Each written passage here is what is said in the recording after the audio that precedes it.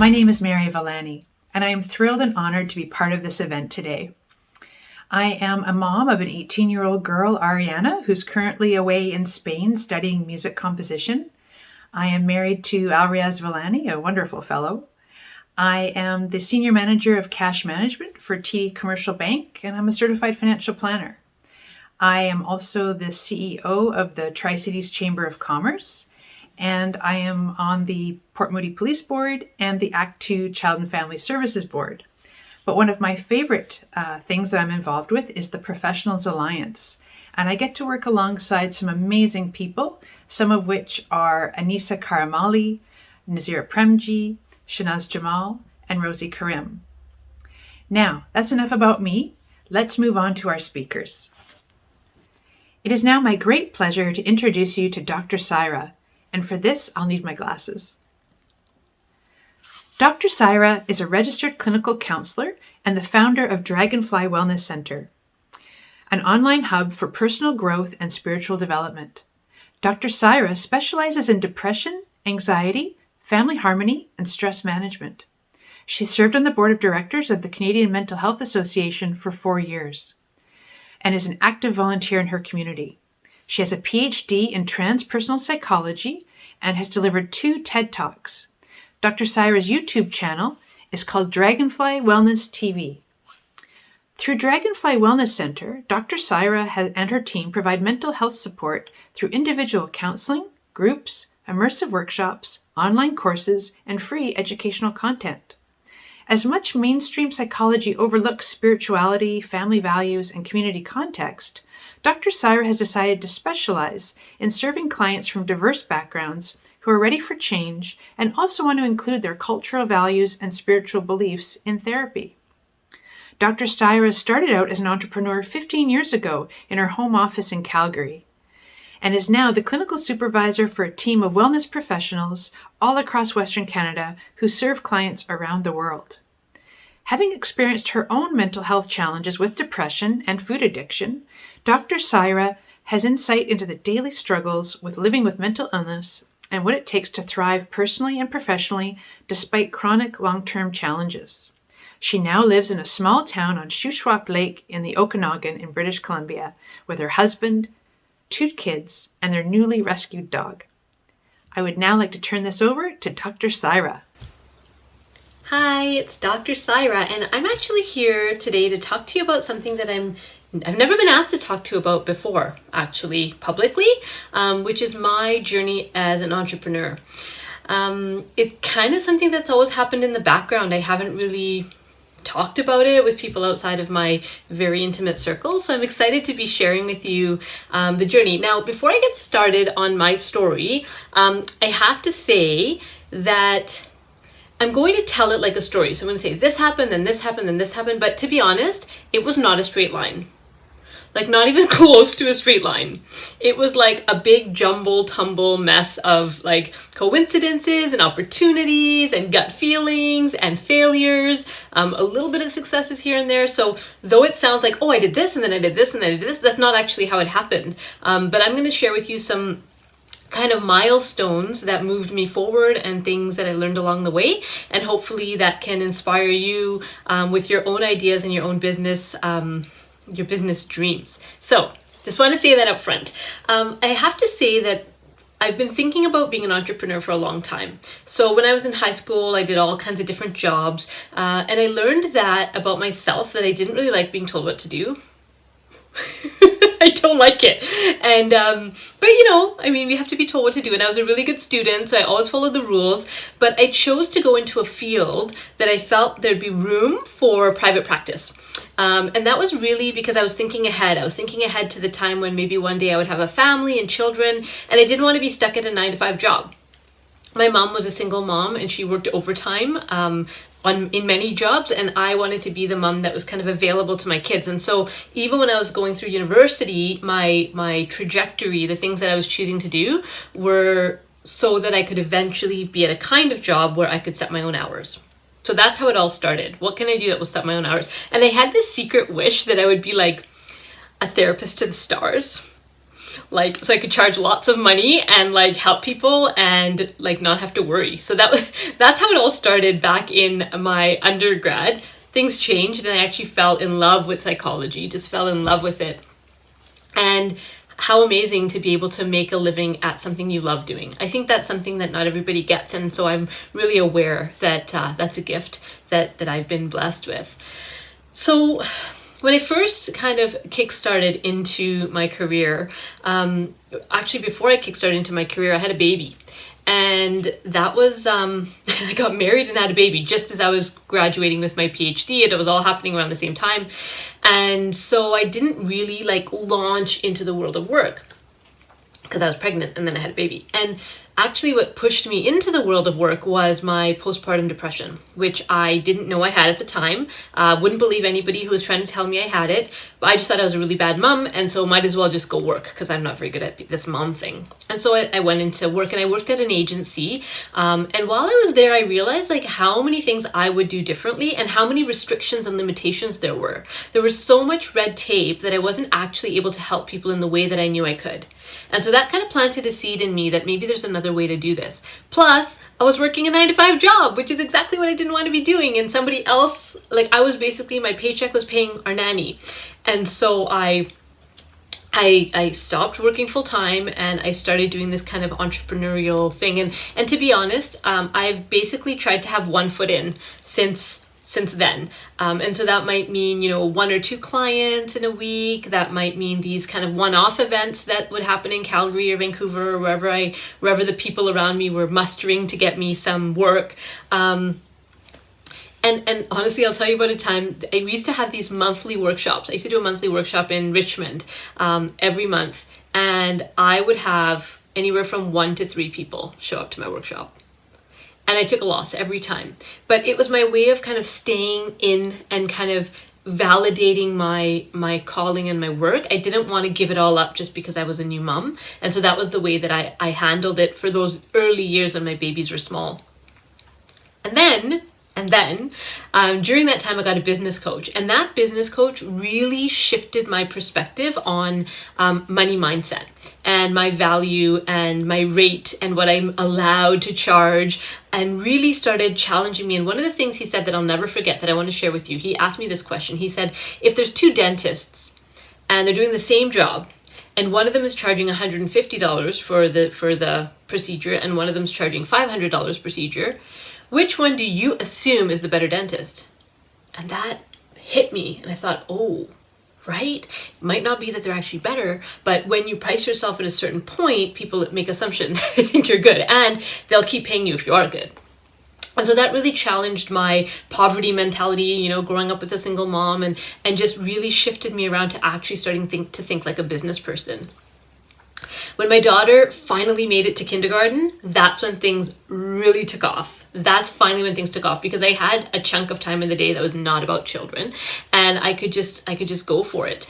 Since then, the first big step that I did was I moved out of a home office into an office space. And what that did was it forced me to bring in a certain level of income to pay the rent, right? And so it kind of got a fire under me to get marketing, to get out there and to kind of put myself out in the world.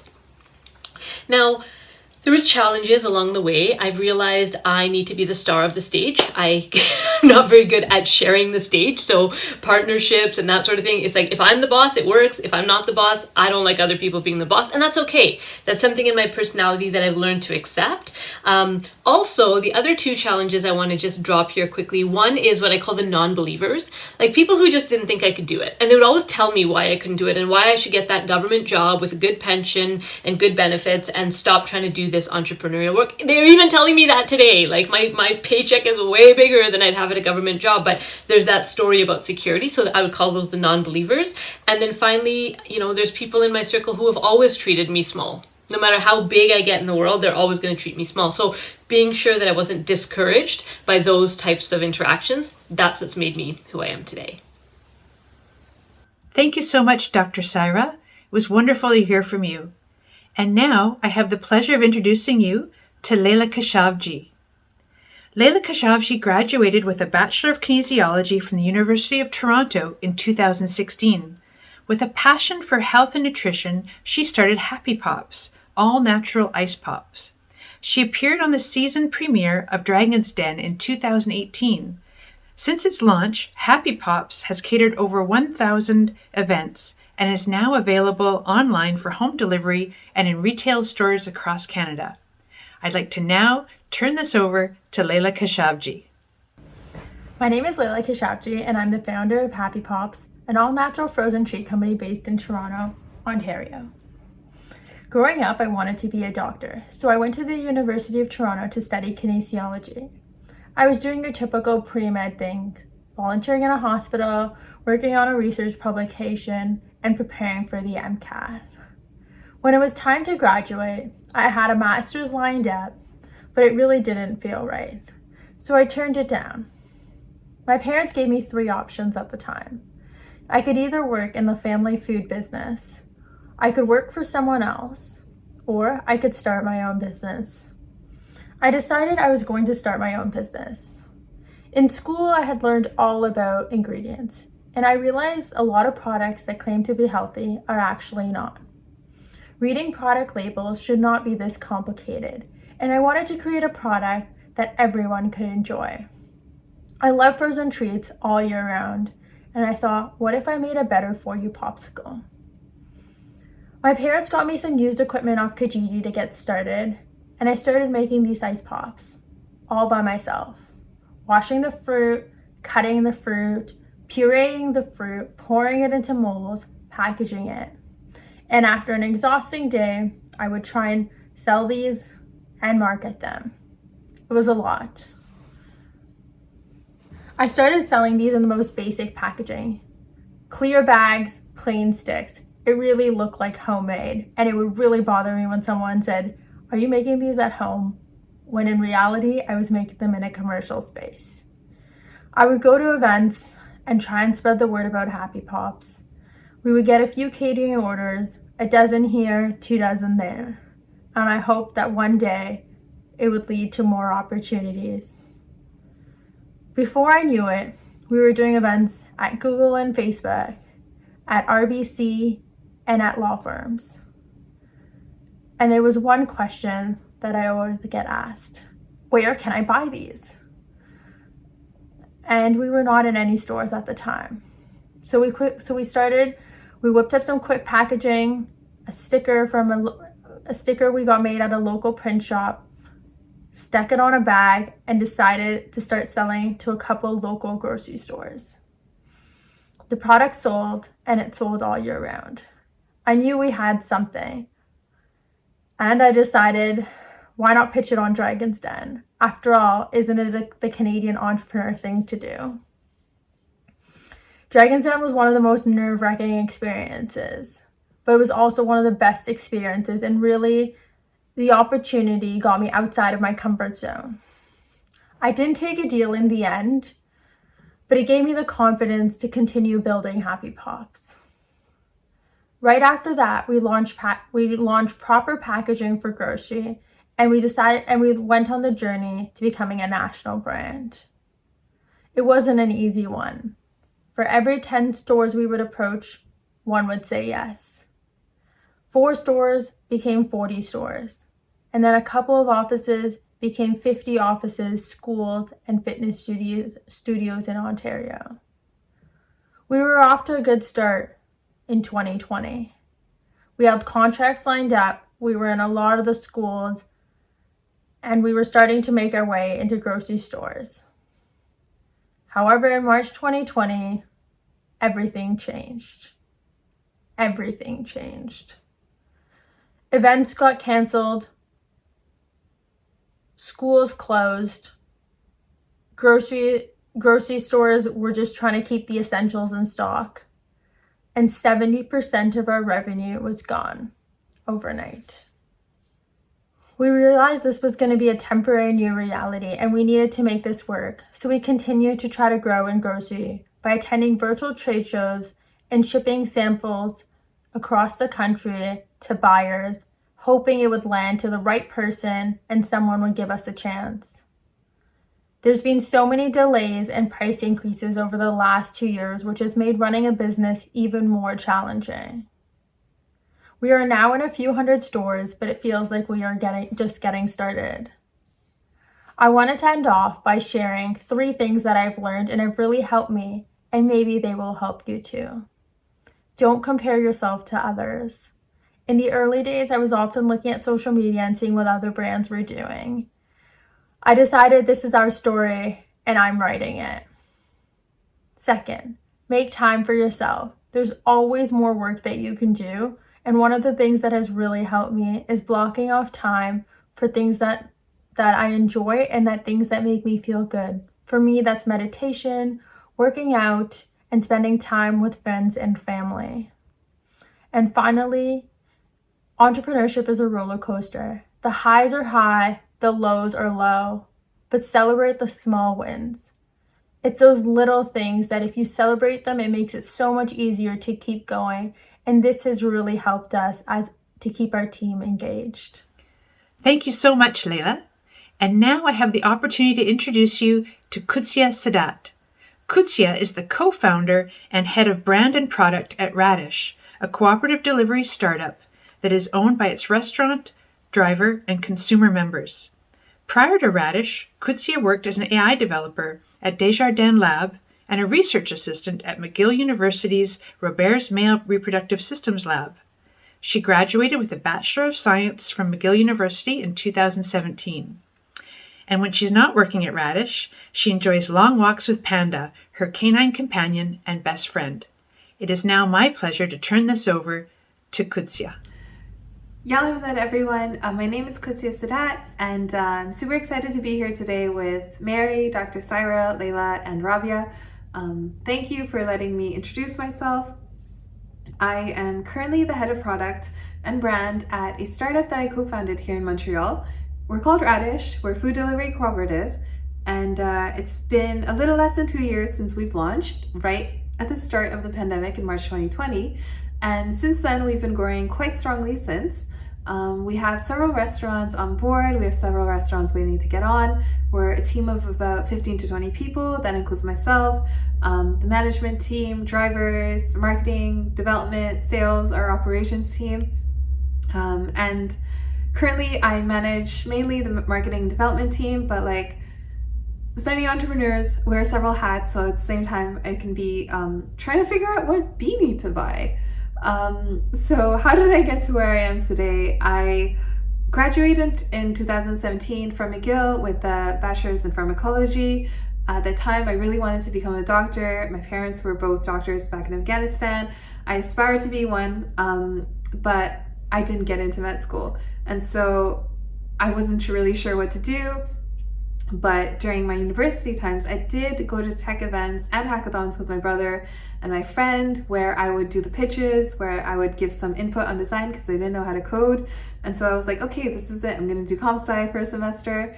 Comp sci for a whole bachelor's, but ended up being just a semester because my friend had asked me to join his team, his data science and AI team within Desjardins, and as an intern. And so I joined, even though I really wasn't sure what I was getting myself into. And so there, I taught myself how to code and design, of course, with the help of my friends, with the help of my colleagues and my brother. And I specifically was working as an AI developer. And so we'd work with business lines to essentially create tech solutions for them.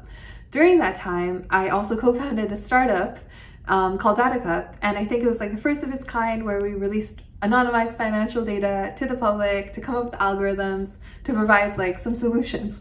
And so my role in it directly, I was responsible for developing the website, for designing it, for managing the Slack channel so people could submit their algorithms to make sure that there are no bugs or errors, and also mentoring the team that we had for marketing and development there.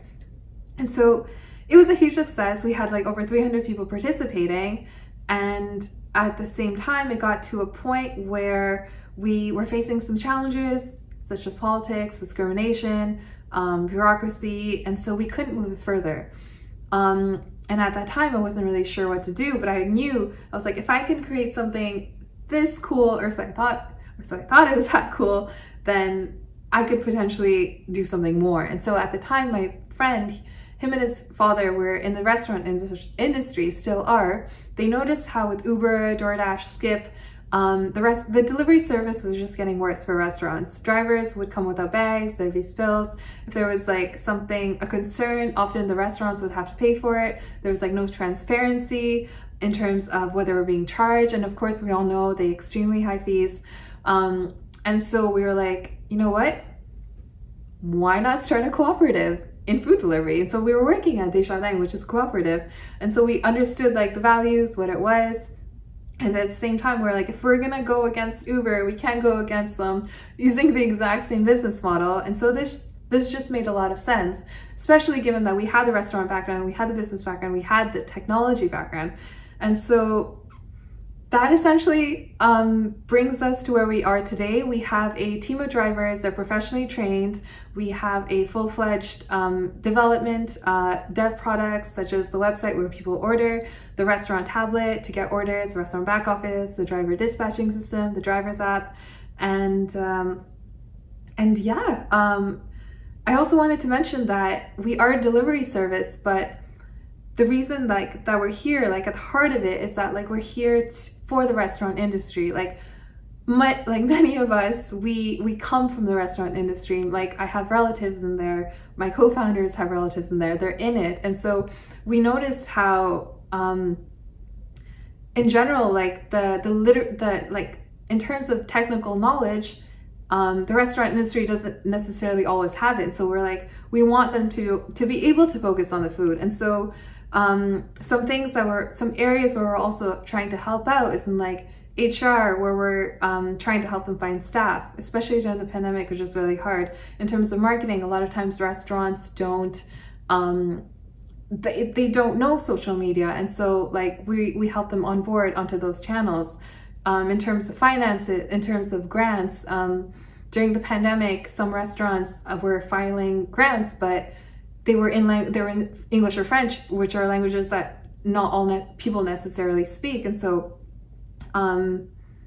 yeah, we're like, that's essentially what Radish is. That's essentially what I do.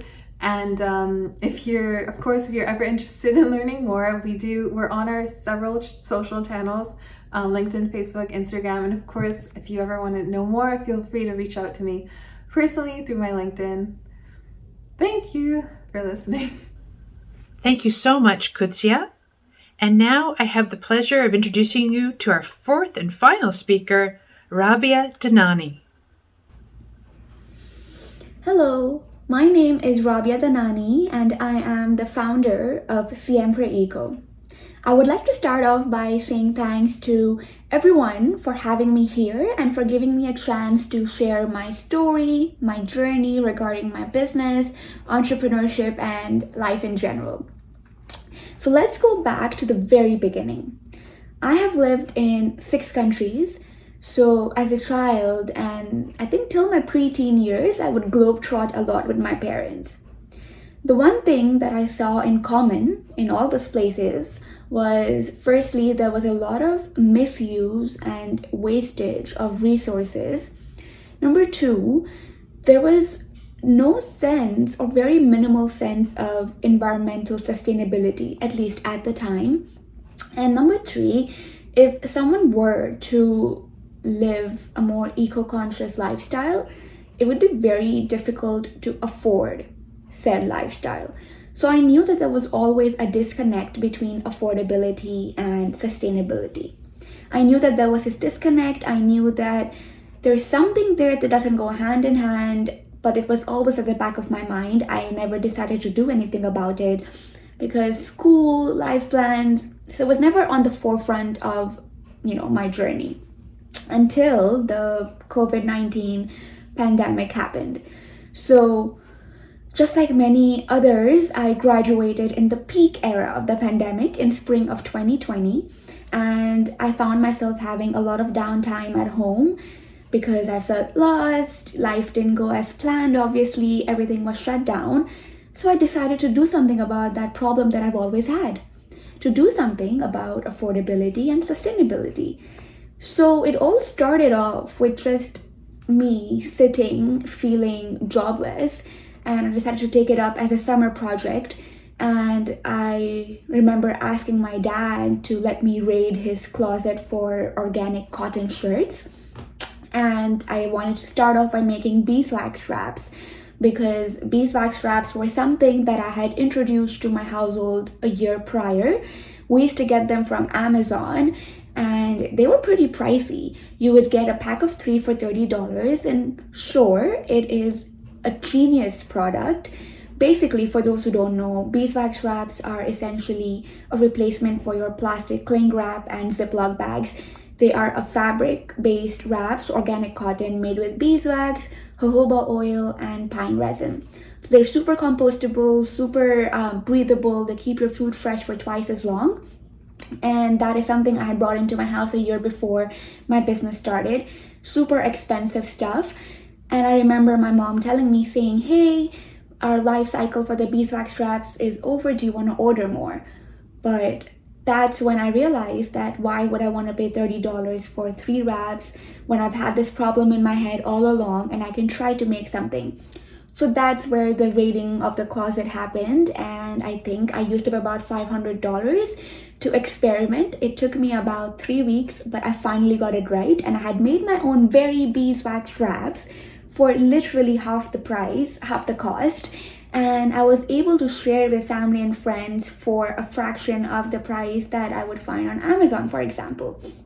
So it started off like that, and it made me feel powerful because I realized that I had the agency and I had the possibility of actually doing something about this problem. So it started off like that, and then I slowly began to expand my product line by doing more research and by doing more experiments. And soon enough, within 8 months of my business, I had about 5 to 6 products in my store online. I am currently in about 27 retail stores across Canada. And now that I'm talking about it, it really makes me realize how far I've come. Because I'm someone who has imposter syndrome on the go, literally. And for someone like me, it's very hard sometimes to really believe in myself. And I don't mind being open about it, because that is something that has been an issue for me, especially during the pandemic, when everything is so difficult for so many people. And it's not the ideal, I would say, it's not the ideal circumstance for a lot of people to be doing a lot of shopping either. Nonetheless, I have gained a lot of success in my business, and that has come with a lot of hard work, with a lot of sleepless nights, and unsurmountable support from family and friends. Now, because I started my business in COVID, during COVID actually, it wasn't a very generic or very stereotypical launch. I had to pivot from the very beginning, and I had to alter a lot of my strategies from the beginning to be able to suit this era that I was going to be entering. And that meant more digital marketing, that meant more relying on the gig economy, and by that I mean influencers, and just really relying on word of mouth instead of other things. Because first of all, when I started, physical retail stores were closed for the longest time ever. People were not shopping as much, and there was just a lot of challenges that I could just see starting right off the bat. So this is something that I had to ingrain within my business strategy from the very beginning, and it has shaped a lot of my leadership strategies and a lot of my business ideas, just as they are. So doing that has really helped me out. So yeah, if you're watching this, I would highly suggest relying on the gig economy, for example, and influencers for a business like this.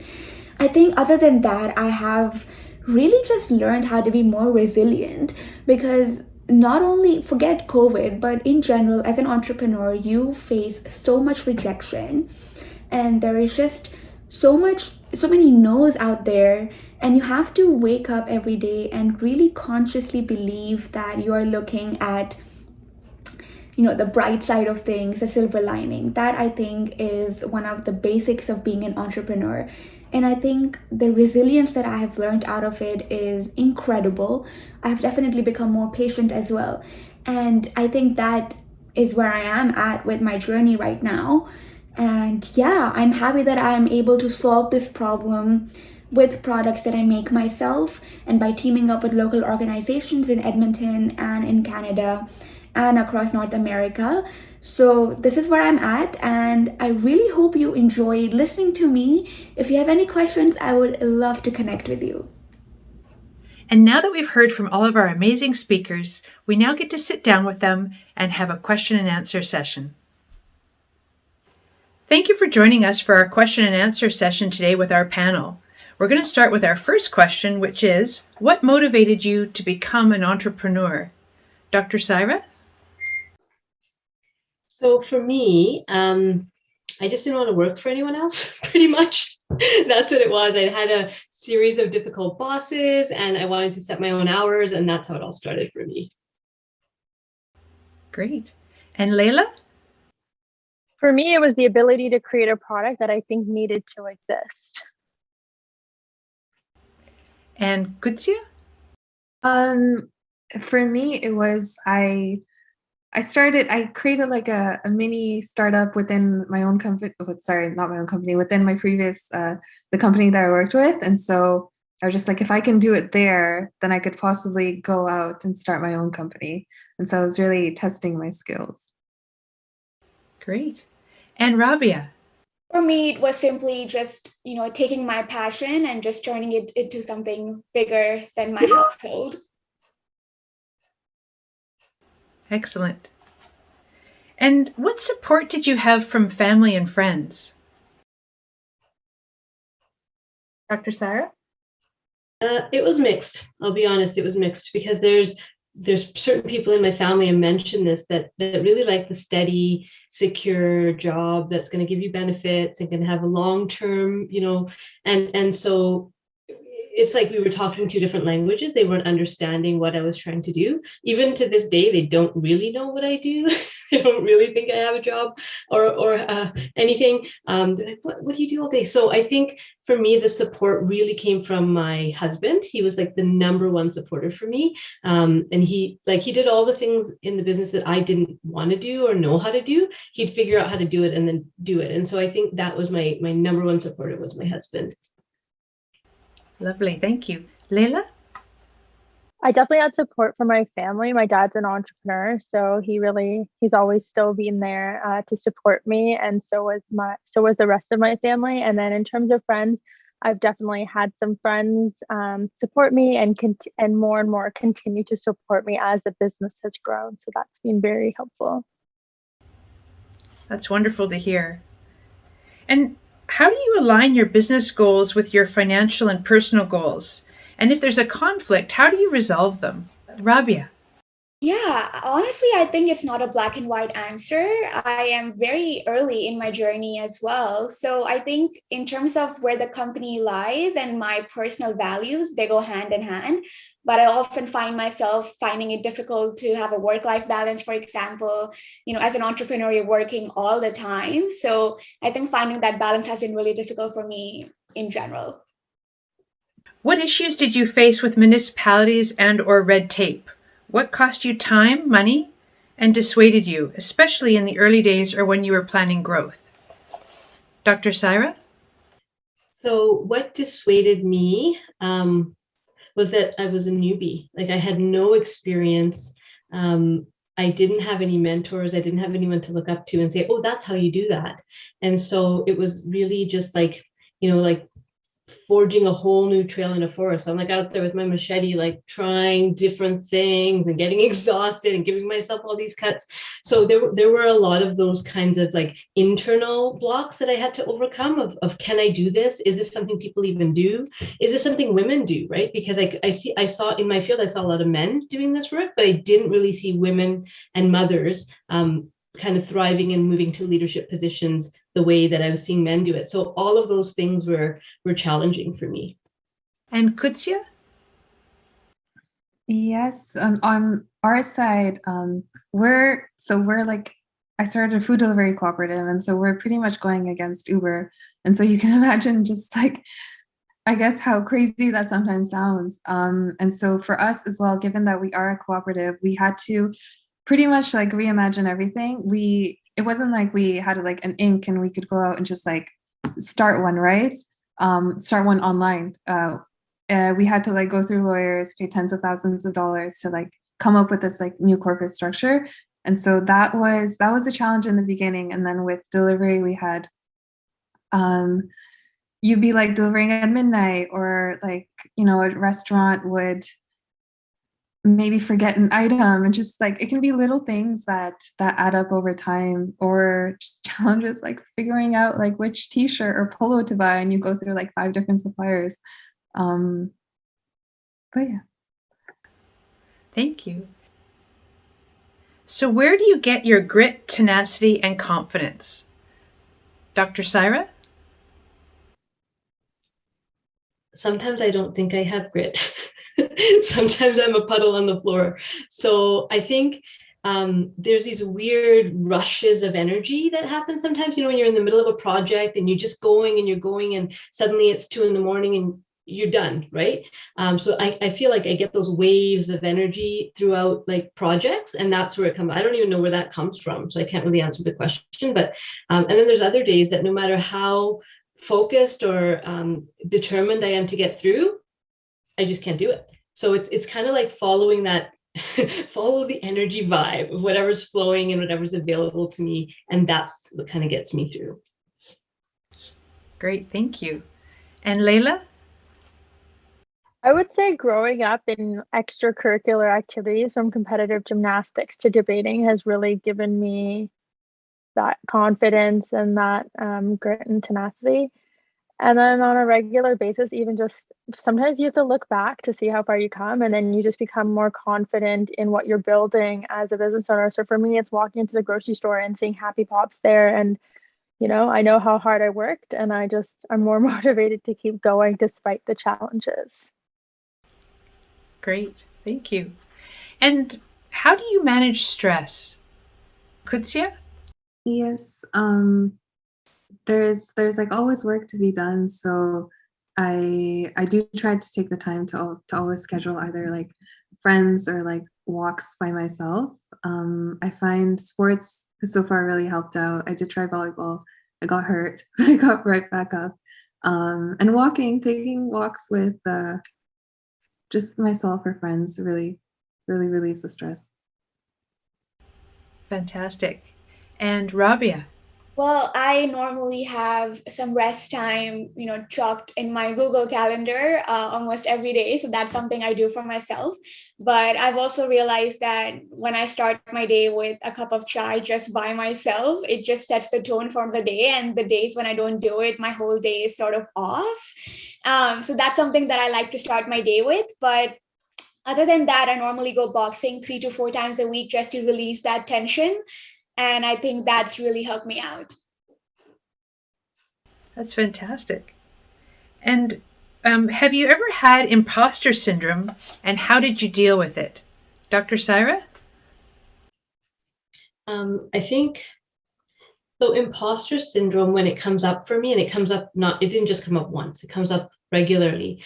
And what I've learned is that when that imposter syndrome is coming up, it's because I'm kind of distracting myself from the next big risk or the next big opportunity. So it's like, I'm like, oh, but can I do this? I don't know if I can do this. And it was one of my mentors that said, you're wasting your time with this, move on, right? And so I've become really strict with myself when those thoughts start coming up, to be like, oh, what am I avoiding here? What am I not wanting to actually do, and sit and feel like weird and bad about the fact that I am doing it.